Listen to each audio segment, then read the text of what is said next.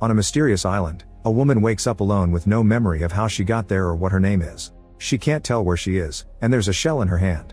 Nobody answers when she screams for help, so she decides to blow the shell to see what happens. At that moment a second woman shows up. She doesn't remember her name either, and her object is a knife. Things get tense between them and Shell Lady takes the knife from her, only to be interrupted by a guy that tells them there are more people like them all over the shore wearing the same clothes. Soon everyone comes together and they move some tree trunks to sit on while sharing a coconut. Nobody remembers what happened, and each person woke up with a different item. At that moment they notice that their identical clothes have labels with their names on them. Shell Lady is Chase, Knife Lady is Casey, and the guy that found them is Cooper. After everyone learns their names, Chase announces she'll go looking for clues, so Brody and Donovan go with her. The trio retrieves all the items that appeared with them, but then Donovan decides to go back to the others. Meanwhile the group is starting a fire and carving the word help in the sand. While sunbathing, Taylor finds a book buried in the sand called The Mysterious Island, but she dismisses it. Donovan arrives and convinces everyone to forget their troubles by swimming. At first they have lots of fun, but soon they panic when they see sharks approaching. Everyone rushes back to the shore, but unfortunately Donovan doesn't swim fast enough and soon a shark bites him before taking him away. Moments later, Chase and Brody find a beautiful waterfall, and Brody asks Chase not to tell the others. Then they share a kiss, but when Brody asks for more, Chase turns him down. Brody doesn't accept this and pushes Chase to the ground to try to take advantage of her. Chase struggles against him and manages to push him off, then she takes out the knife to keep him at bay and runs away. Afterward Brody returns to the camp and begins giving everyone chores to do, just assuming he can be the leader and not telling them about the waterfall. Soon Chase comes back too and immediately starts beating Brody up until the others pull her back. Then Chase tells the group about the waterfall and Brody's attack, but he calls her a liar and the others don't know who to believe. That night, Chase dreams of being in a room with a gun while blood flows on the floor. In the morning, she's the first one to wake up, so she grabs an axe and a shell and goes on a walk.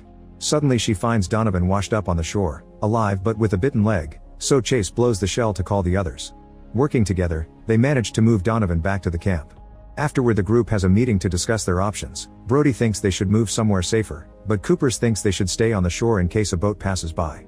Chase interrupts to say they should get out, mentioning she saw Mason and Hayden behaving weirdly earlier. The duo explains they counted the steps between the spots each of them showed up at, and it was always exactly 39. By using the same number to explore the area, they find a sign that says "Find your way back." Chase thinks the sign is a clue, but everyone else thinks it's just a sign and ignores it. Frustrated, Chase throws the shell against a rock, causing it to break. Now the shell reveals a barcode with the words "Property of Island" and a blinking device that fell out of it. Not noticing this, Chase takes a nap, and when she wakes up, she sees an inflatable raft on the sea. She takes off her shoes before getting into the water, and accidentally steps on a piece of glass. As she swims toward the raft, the blood from her foot gets the attention of the sharks. Thankfully Chase can swim fast enough to reach the raft right before the sharks reach her. In the raft, she finds various objects like medical cases and a bunch of bullets. There are also oars that she uses to return to the shore. She hides everything she's found but makes sure to check the cases first. One has medicine, but the other one has a locked box. Afterward Chase speaks to Cooper in private, and after he swears to keep the secret, she shows him some of the things she's found, like stamps and a packet of gum that has 39 on it. Meanwhile Brody and Casey go looking for food and end up kissing in the woods. Later, the group sees the weather is getting worse and discusses again if they should move or not. Cooper ends up punching Brody and a fight ensues, so the others quickly jump in to separate them. A frustrated Cooper leaves and Brody violently takes the knife from Chase to keep everyone at bay. Now the whole group can see he truly is crazy and turns against him, so Brody drops the knife and goes away. To everyone's surprise, Casey grabs the knife and gives it back to Chase. At that moment a storm reaches the island, so Chase takes the group to hide in the raft while Brody and Cooper put up with the rain. In the raft, the group falls asleep, and Chase has another dream. She's in a room with blood on the floor and she shoots a woman sitting on a chair. She's suddenly woken up by Cooper calling out her name, so she reveals the location and invites him inside. Once the storm passes, Chase heads back to the sign and finds the device that fell from the shell. Realizing what it is, she begins running back to the old camp, only to come across Brody, who has built a spear. After telling him to go wake up the others, Chase digs out the case from the raft and uses the device to open the box, guessing the password is some combination of 3 and 9. Inside she finds a gun, so she loads it up with the bullets before rejoining the group. Later, Casey is privately checking her scar when she's approached by Hayden, asking what happened between her and Brody in the woods. Casey confirms they did the dirty and blames herself for it, but Hayden can tell Brody attacked her. Meanwhile Chase and Cooper go on a hike to look for more clues. After lots of walking and climbing a cliff, they come across a large abandoned building hotel. They see beds and a fountain with running water, so they rush back to tell the others. Brody doesn't like the idea of having to climb a cliff and an argument ensues, during which he threatens Chase with the spear. The others tell him to cut it, so an offended Brody goes away. The rest of the group asks Chase to leave too, accusing her of being the one triggering the arguments. As clouds cover the island again, Chase goes to sleep in the raft and has the same dream of the dying lady. In the morning, the group drags Chase out of the raft and takes her to the beach, where Brody is dead with a knife in his body. The others accuse Chase of killing him and don't believe her when she says she didn't, so she starts beating them up to escape. Casey hits her extra hard with a stick and Chase faints, only to suddenly wake up on a chair inside a strange room. She can't move any part of her body, and soon a nurse shows up to give her an injection without answering her questions. Chase falls asleep and has visions of the lady from the dream and the sea from the island. When she wakes up, a doctor is checking on her. He promises she'll get answers soon and uses a device to allow her body to move again. It's explained that a magnetic force field was keeping her in place, which is required to keep the prison population under wraps. Chase doesn't understand what he means by prison, but the doctor goes away and leaves her in the locked room. Soon a bunch of armed guards arrive and take her to see Warden Wells, who casually mentions Chase has military training. Wells confirms this is a prison, and the island is just a simulation they put the prisoners through as part of an experiment to see how criminals would act if they were given a second chance. Chase is the first one to have ever woken up on her own, but she'll be sent back soon. Later the nurse comes with 2 guards to connect Chase back to the simulation. Unwilling to return, Chase fights the guards off, knocking out one of them and connecting the other one to the chair using the force field. Then she takes the nurse hostage, only to throw her at the upcoming guards so she can run away. An alarm rings in the building as Chase beats down a few more guards, then climbs down a pillar to reach the outside. Unfortunately, she's soon surrounded by guards and they quickly knock her out. Afterward, Chase is taken to a cell where the door is a force field, and the magnetic force keeps her against the wall. Eventually Chase falls asleep and dreams of the lady in the chair again. When she wakes up, the wall finally releases her and the guards take her to see Wells, who has prepared a meeting with the scientists that created the simulation. They explain the point of the experiment is to test nature versus nurture. They delete everyone's memories to check if changing a person's circumstances would also change their morals. They have no idea how Chase managed to wake up, and they begin discussing whether they should send her back or not. Tired of this, Wells takes Chase outside for lunch. He greatly dislikes the scientists and the simulation, but he puts up with them so the government will send them money. He also confirms that if someone dies in the simulation, they die in the real world. When she asks about Brody, Wells tells her he was an awful person and his crimes were abuse and murder, so he's happy he's dead. Moments later, the scientists announce that they'll send Chase back to the island. She immediately protests and grabs her chair to fight, but the guards quickly capture her and take her away. Then Chase is tied up outside by the neck, so she slaps Wells and tries to move, but the noose keeps her in place and Wells announces a punishment. The guards come to attack her and at first Chase manages to defend herself, but there are too many of them and eventually she gets defeated. Afterward, Chase is secretly visited by Dr. Wiss, one of the simulation scientists. She tells her to stay on her path and not to be Wells' puppet because she suspects he's tampering with the results of the tests. When she's about to say more, she's interrupted by the nurse and the guards, who take Chase away in a truck. During the trip, the guard punches her, so she fights him off and jumps out of the truck to escape. Chase sneaks around in the tall grass while avoiding the searching lights and eventually finds a building with a guard outside. She waits for the guy to leave with a scientist and gets inside, where she finds an advanced control center and has to knock out another guard. Then she steals a white coat and moves around with her head down until she discovers the disturbing main room. All the other criminals from the island are floating in tanks while wearing strange suits. Suddenly she's surrounded by Wells and his men, who hold her down as the nurse gives her an injection. An unconscious Chase is put back in her tank and reconnected to the simulation. In seconds, Chase wakes up on the beach again with her hands tied up while the group discusses what to do with her regarding Brody's murder. She remembers everything about the prison and tells the others, but no one believes her and they refuse to untie her. However, Chase's words cause Hayden to have a vision of her in a car with a guy, who she kisses before stabbing him multiple times, then she crosses him off a kill list. Afterward, Chase tries running away so the group goes after her and tackles her to the ground. While they're struggling on the sand, they're suddenly interrupted by 2 new people called Bonnie and Clyde.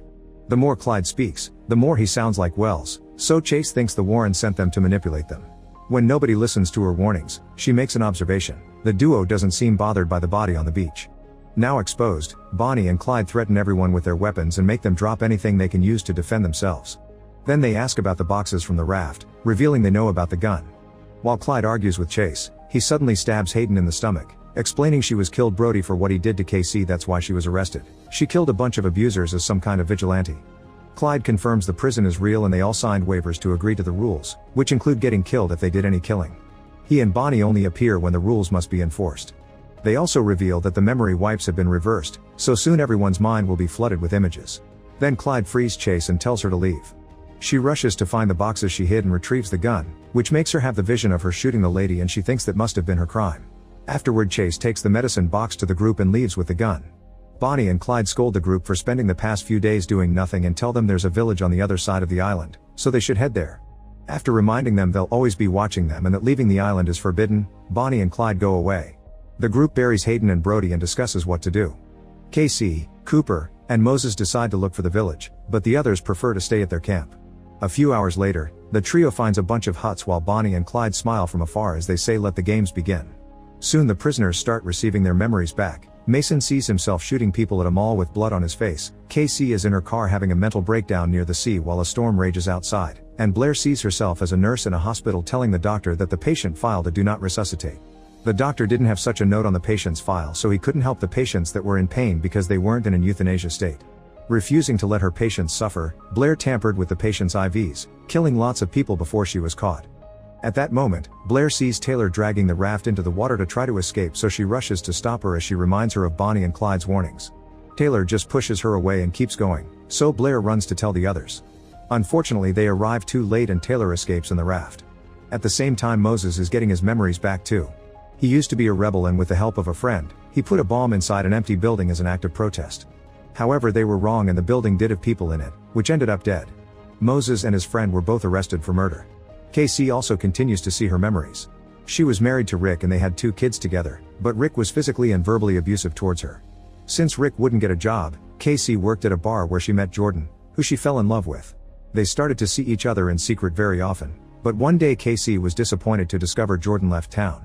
Later she asked Rick for a divorce, mentioning the affair and letting him know that any man was better than him. Furious, Rick pushed her head into the sink, keeping her underwater for a few seconds before aggressively announcing she wouldn't see her sons again. This caused her to have a mental breakdown, during which she sedated her sons and put them in the back of the car before driving into the sea. The kids died, but she managed to get out, so she went home and self-deleted in front of Rick, who quickly saved her. On the beach, Casey has a breakdown as she remembers her dead sons and starts seeing hallucinations of her kids in the car, so Moses tries his best to comfort her and shares his own story. Then they agree that to survive, they'll have to find Chase. As they walk, Casey is too afraid of going near the water because of her traumatic memories, so Moses provides her comfort to help her enjoy swimming again. While Donovan chats with Blair and jokingly asks her to marry him, he also goes through his memories. He used to work in an office and was obsessed with a coworker who kept turning him down. Eventually she told HR about his harassment, so one afternoon she cornered her in the bathroom and killed her while blaming her for leading him on. Blair and Donovan's conversation is interrupted by a sudden shot. It's Mason, who has found a flare gun and says he was just testing it. In the woods, Cooper is searching the area and suddenly overhears Bonnie and Clyde talking. Apparently they're planning to do something against the rules and mention some kind of boss. Meanwhile, Chase makes it back to the abandoned hotel, and in a room, she finds the lady from her visions, whose face is quite damaged. The lady suddenly appears by Chase's side and grabs her by the neck, telling her she's killed her own mother. As the lady laughs, Chase reminds herself this isn't real and her mother disappears. Then Chase approaches a chair and finds a key for room 39, so she heads there and begins searching every nook and cranny. Behind a painting she finds an envelope full of photos and a title for a house that she suddenly gets a vision of. The photos are of her and her mother, the house, and to her shock, one of her hugging Cooper. At that moment she hears a noise outside and bumps into Cooper, so she uses the chance to show him the pictures. Then they both admit that they remember being happy as a couple. In the meantime, Taylor shipwrecks and gets hurt, but at least she reaches another island. As the raft floats away, Taylor searches the area and finds a skull that has the property of Island text. At that moment she's hit by her memories. It turns out she and her boyfriend tried to rob a bank. Afterward she eats some fruit and takes a nap. When she wakes up, she finds her hand wrapped in bandages and a bowl next to a plank that says chicken soup, so she drinks it all. Minutes later, she's found by Bonnie and Clyde, who congratulate her for finding a place called Two Land but explain they're here because she broke the rules. Taylor explains she didn't mean to kill anyone and it was an accident during the robbery, blaming her boyfriend for the deaths. The duo then reveals that the island only has one resident who happens to be a cannibal, and the soup she ate was made with her own fingers. In the evening, Casey wakes up to see her son burning the abandoned village. She approaches the boy to stop him, telling him how much she loves him. However, the son is just a hallucination, and Moses has to pull Casey away from the flames, which are very real. Nearby, Bonnie and Clyde happily watch the fire they started. Back to Chase, she has a vision of her childhood. When she was a kid, she was bothered a lot by her classmates, but her mother was never sympathetic. She would yell at Chase and demand her to solve her problems because she didn't want a weakling as a daughter. From then on, Chase started to take fighting classes, but her mother disapproved of that too because it wasn't very feminine. In fact, the mother told her not to come home for the holidays if she didn't give up the fighting, so instead Chase joined the Marines. Cooper also has a short vision and sees himself at war, surrounded by bodies. When he sees Chase with the gun in her hand, the rest of the memory comes to him. The two of them met when they joined the Marines and fought together during the war. During a mission, Cooper was hit by an explosion and was seriously damaged, so a helicopter took him away. Chase also remembers this, and they realize the house from the pictures is the ranch they moved to after the war. Another flashback reveals that after Cooper recovered from the explosion, his face was still severely damaged and he was worried nobody would hire him like that. In the present, Cooper is looking at himself in the mirror when suddenly he sees Chase's mother next to him. She removes the bullet from her forehead and hands him to Cooper, but luckily at that moment Chase makes him snap out of it. She explains that she also sees her mom and that she thinks she killed her even if she doesn't remember it, but Cooper says they were framed. At the beach, Mason gets his leg hurt after slipping on the rocks, so Blair takes care of the wound. Donovan sees this and gets jealous because Blair had taken care of his leg first and he had thought they had something. After Mason leaves, Donovan pretends he has something in his eyes to get Blair's attention and begins talking badly about Mason. Suddenly he tells Blair that he loves her, but Blair turns him down. Meanwhile, Mason has another flashback. After killing all those people at the mall, he could hear the police coming for him, so he took a gun and tried to self-delete. However, he couldn't do it and he got arrested. At that moment, Blair approaches him and asks him to never leave her alone with Donovan because he's dangerously obsessed. In the woods, Bonnie and Clyde see Casey and Moses bonding and decide to let them be because they'll probably attack each other soon. Clyde opens a screen on his arm to search for different victims, revealing he has access to all the cameras on the island as people in the control room do. This causes two technicians to notice something is wrong. Later, while Blair is away, Mason is taking off his shirt and Donovan uses the chance to choke him. Mason struggles against Donovan and they fall to the floor, but when Mason tries to grab something to defend himself, Donovan finishes killing him and hides him under some leaves at the same time by the sea. Blair suddenly remembers that she was married to a woman and rushes back to tell Donovan, only to see Mason's body on the ground. Disturbed, she falls to her knees and pretends to accept Donovan's feelings while secretly taking the flare gun from Mason. Then Blair pretends she's about to kiss Donovan to get close enough and shoot him at point-blank range, killing him instantly. Back to Casey and Moses, they arrive at the hotel and find Cooper and Chase. An argument ensues over secrets and information, so Cooper takes out a gun to shut them up, causing him to have a flashback. The farm they were renting belonged to Chase's mother, and she refused to extend the lease because they weren't making enough money. Cooper tried to plead for mercy, but the old lady began insulting him and Chase, which made Cooper angry. Chase's mother took out a gun to make him leave and Cooper tried to take it from her, so she hit him with a vase, and in the struggle the gun was accidentally shot, killing her. In the present, it's revealed that Cooper was so lost in the vision that he has fired the gun here too, killing Moses. While Casey hugs the body, Cooper tells Chase he killed her mother and made it look like a break-in. Chase gets very upset and is about to punch him, but suddenly Clyde shows up and stops her, saying he'll take it from here. Clyde starts fighting Cooper while Bonnie goes after Chase. All four of them are great fighters, so lots of hits are exchanged as they move all around the room and climb on the furniture. When Clyde is about to stab Cooper, Chase hits him first to stop him. Clyde retaliates with his machete, but Chase dodges it and the blade kills Bonnie instead. Then Chase stabs her with a spear, making her disappear from the simulation. Cooper attacks Clyde with an axe at the same time Chase turns the spear on him, but Clyde uses it to stab her before disappearing too. The spear also disappears, but Chase is still bleeding, so she leaves the building to die alone. When she finds the sea she passes out, only to wake up in the prison again. Dr. Wiss welcomes her and explains they brought her back right before dying because thanks to Cooper's confession, she's been exonerated of her crimes and she's off death row. She also says that Bonnie and Clyde were marshals who went rogue and were removed for interfering with the results of the game. While the doctors check on Chase's health, Wells tries to visit her, but Wiss stops him and implies he'll be investigated for his involvement in the marshals' misbehavior. Furious, Wells finds the nurse and convinces her to be on his side because otherwise she'll go down with him. When Chase is taken to see a psychiatrist, she learns that the names on the prisoners' shirt labels had been their surnames, and her actual first name is Gabriella. The doctor reveals that all the prisoners went into the simulation voluntarily because it would get them out of death row and they signed non-disclosure agreements. This was mandated by the government, saying the experiment should only be done on those truly irredeemable, which in Texas is a low bar. To this day, nobody has reached redemption in the game to win it.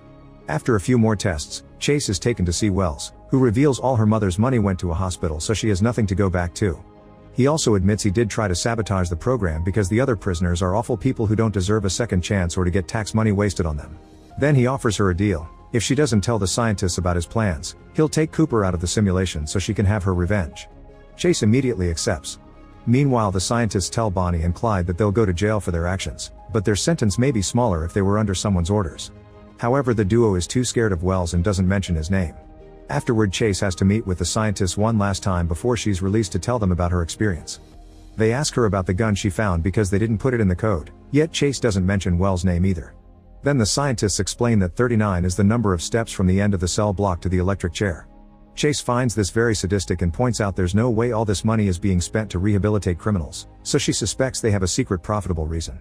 Wells agrees and an argument ensues, but at that moment he gets a call from the governor, so the meeting must be paused.